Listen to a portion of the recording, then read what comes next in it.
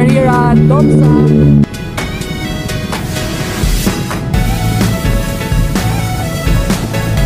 Let's continue po the pace downhill dito sa may Domsa or Mahabang Parang.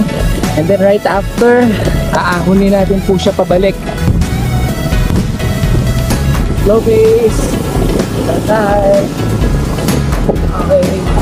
Next one, Kai. Next one. Okay, we are done. Mahabang Parang, U-turn, and then ahon. Pahinga lang tayo ng 2 minutes. Recharge. Hello po! Pakit na tayo ngayon. Let's go! Gloomy pa din yung weather natin ngayon mga ka-ride out. Kaya napakalaking tulong para makapag-conserve din tayo ng energy.